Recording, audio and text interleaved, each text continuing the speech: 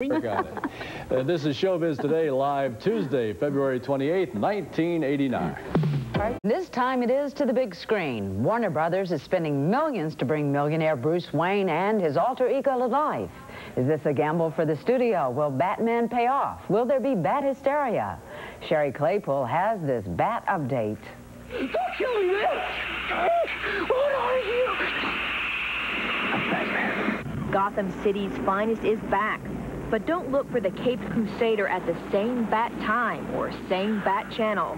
He's once again a movie star, and he's got a lot of stress on his bat wings. Estimates are that the final price tag for the Warner Brothers movie will be in the $30 to $50 million range. I think that Warner Brothers has a great deal of its hopes for 1989 riding on Batman. Batman does have its fans. He has a lot of courage in him. He's pretty cool. He's one of my favorite heroes. But are those fans a little younger than Warner Brothers would like? For my kids, probably. Not for myself.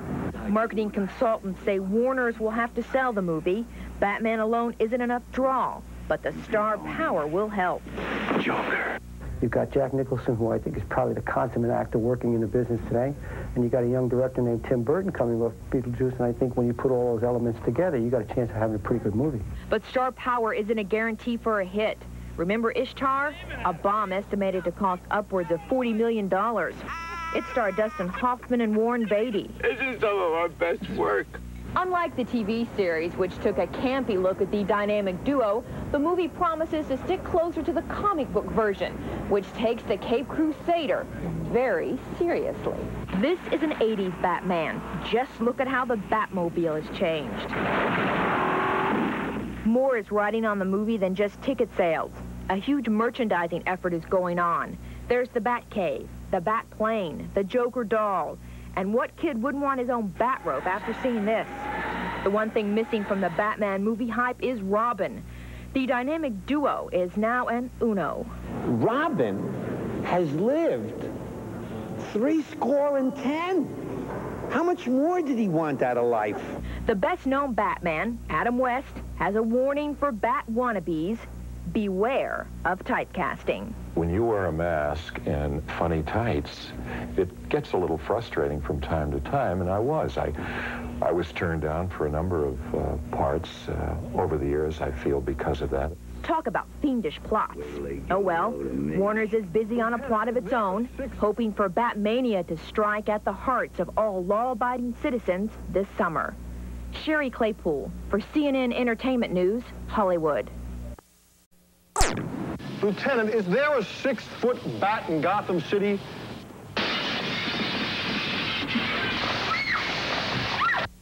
Alfred, let's go shopping.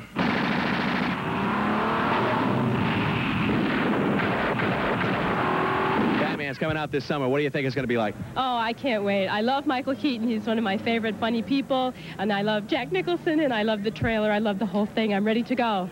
Oh, it's going to be live, man. It's going to be live. I'm going to come see it.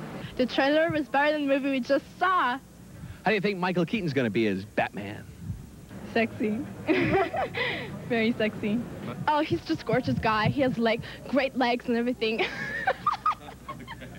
Michael Keaton's a great actor, so I'm really excited to see it. Vicki Vale. Hi. Bruce Wayne. And what do you do for a living?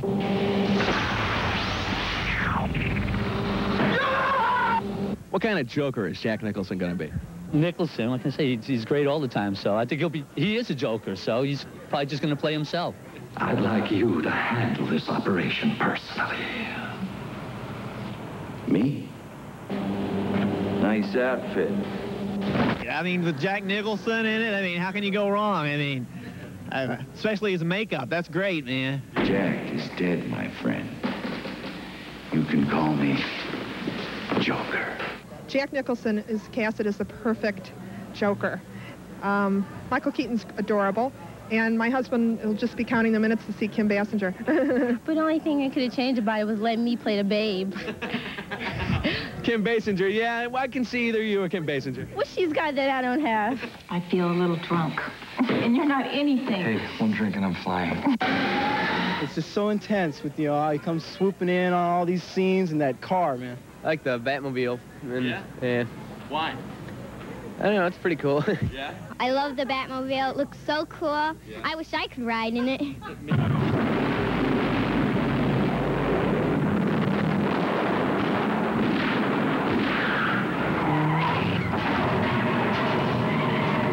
And what was your favorite part of the whole trailer? When Michael Keaton comes in and says, "I'm Batman." I'm Batman. Don't kill me! Don't kill me! Don't kill me, man! What are you? I'm Batman. So be sure to get your popcorn early so you don't miss the Batman trailer. It may be better than the movie that follows it. I'm Christopher Chisholm for Movietime. Capes and action figures already on sale. Maybe it doesn't really matter whether the Batman movie's any good. But folks lined up in L.A. to be among the first to compare the 60s TV series with the late 80s extravaganza. What do you guys think of Michael Keaton as Batman? Is he as good as Adam West? Better, way better. Adam West. Adam West was not good. Yeah, I don't know about Adam West. With his tights on and everything. I don't know about Adam West. I was a Batman fan from TV and the comics, and it was a lot different than I expected. It was funnier than I expected. A little disappointing. Because I guess if you're growing up watching the comics and reading comics and watching the TV show, it's a lot different than I expected. I thought it would be, it was a little corny. I thought it would be a little less corny.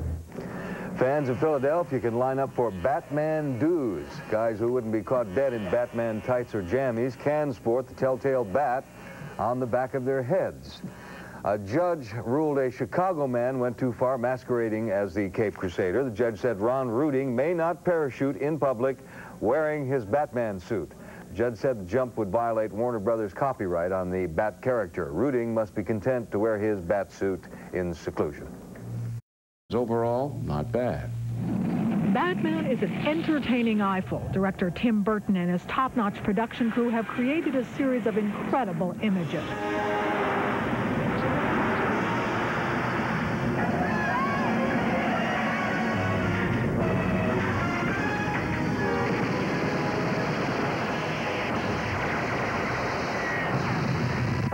Unfortunately, though, a lot of the on-screen sizzle ends up having less impact than it should. No, the problem is not in the stars, it's in the script. Michael Keaton was an unconventional choice to play the title role, but he acquits himself very effectively in a badly underwritten part. I feel a little drunk. And you're not anything. Hey, one drink and I'm flying. Why are you afraid of flying?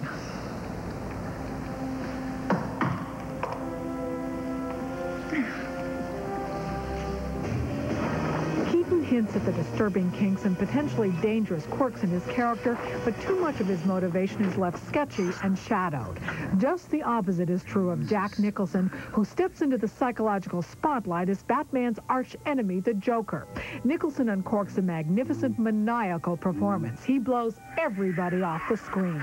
Let's make up. Have a little whiff of my potency.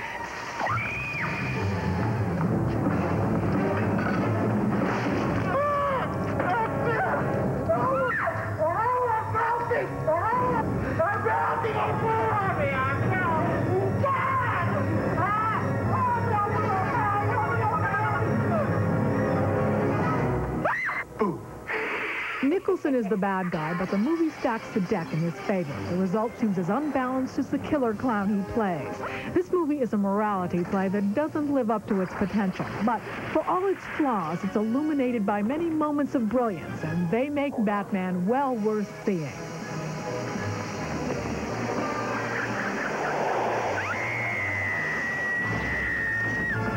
Where does he get those wonderful toys? Carol Buckland, CNN.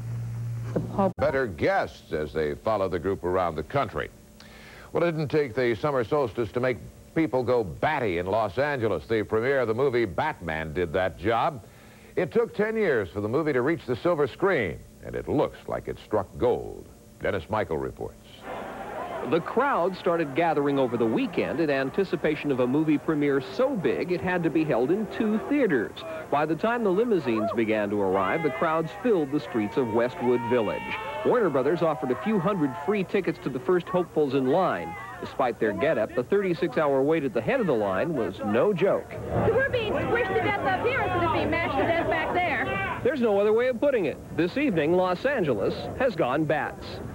Rank-and-file bat maniacs were there by the thousands, but they weren't the only ones swept up in the excitement. Some of Hollywood's biggest stars turned out for the premiere, giving the event the glitter of vintage Tinseltown. Attendees included Sylvester Stallone, Eddie Murphy, Don Johnson with Melanie Griffith, Glenn Close, and dozens of other top-flight celebrities. Peter Guber, co-executive producer of Batman, was delighted with the turnout at the end of his 10-year effort to bring the Caped Crusader to the screen. It's finally here. It's just beyond words. I mean, a lot of great films we've done, but this is like a life experience. I'm thrilled. How does this feel? Pretty damn good.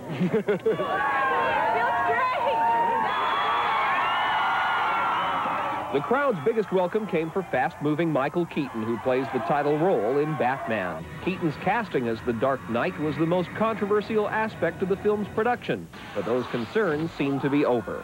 Are you among those who are concerned about Michael Keaton playing Batman? At first I was, and now I think it'll be great.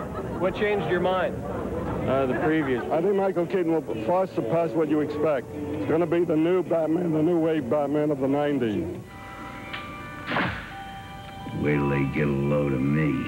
The crowd did wait to get a look at Jack Nicholson, who plays the scene-stealing Joker in Batman. He was expected to helicopter in from the set of The Two Jakes, the sequel to Chinatown, in which he is the lead actor and director. But despite the bat signals, he arrived halfway through the movie after all the cameras and most of the crowd had already gone back to their caves. Dennis Michael, CNN Entertainment News, Hollywood. To mark the occasion, Teresa Lucanis joins us live from the Americana Theaters in Southfield with a sneak peek at what many predict will be the film sensation of the summer. Teresa? Dana, I think the marquee says it all for Bat fans. Finally, Batman the movie is here. This is the film they have been waiting for. And tonight's special showing at the Americana at 10 o'clock was a sellout. Lieutenant, is there a 6-foot bat in Gotham City? Nice outfit. The Caped Crusader has inspired one of the hottest new looks in T-shirts these days, and Bat fans certainly dressed the part tonight as they lined up early to be among the first to see their heroes return. 10 o'clock, the tube for Batman. Are all those people waiting now? You're kidding. You see, Batman and a lot of these folks go way back. But this is an old shirt. It's not one of the new ones. We got this years ago, so we're old Batman fans. It's Batmania this summer. Everyone wants to see this movie. Probably because we grew up with Batman, and we're all familiar with it, and it's good to see a hero come back and, you know, and save the day. I have given a name to my pain. What are you? I'm Batman. But Michael Keaton as Batman shares star billing with Jack Nicholson, whose Joker is really wild. You look fine. I didn't ask. He just reflects, he is the Joker. They had to have him in mind when they made the movie. My life is really complex. And Warner Brothers is banking on the fact that the movie will only whet the appetites of real Bataholics. They've come out with mugs and a whole catalog of Batman memorabilia. In fact, there is even a 1-800-BATMAN number in here to get your merchandise to you faster. And some of these people are not just Bat fans, they're Bat fanatics. Excuse me, what would ever possess you to do that to your hair? I love Batman, you know. I would be Batman if they let me. I'd be Batman if I had a cape. I'd be Batman, yes, yes. Yes, folks love Batman, and I'll tell you, already people are lining up to buy tickets to the special 12:20 showing of Batman this morning at the Americana. There are 8 showings daily, as you can see here at the Americana, so I guess Bat fans don't have to settle for the same Bat time or even the same Bat theater starting tomorrow. Reporting live from the Americana in Southfield, Teresa Lucanis, TV2 Eyewitness News. Teresa, we understand the show really opens tomorrow night, full-blown opening Friday night, right? Correct. Tomorrow is the official opening. Tonight was kind of the sneak peek. Okay. Thank you, Teresa. The film Batman, as we said, officially opens tomorrow at movie theaters here and across the country And Batmania will sweep us this summer, I You think. already had a couple of attendance records broken in the past week or so. Looks like number 3 is on the way. The Pistons and Joker, from a bumbler into the maniacal meanie he is today. Wait till they get a load of me. The whole story of comics is that you're walking down the street every month and a supervillain leaps out of an alley and tries to kill you. And Batman, with his dead of night, lurking on the rooftops under the full moon, is really the epitome of what comics are about. Author Mark Catavaz wrote a 50-year history of the strip. He says Batman endures because he is the continuation of folklore heroes like Paul Bunyan of the last century. I mean, there are all these images that come out of folklore. Batman's an urban character. We're an urban society. And he sort of typifies our hopes and dreams and aspirations as an urban culture. Like most comics, Batman works because it is escape. It's a compelling world unto itself.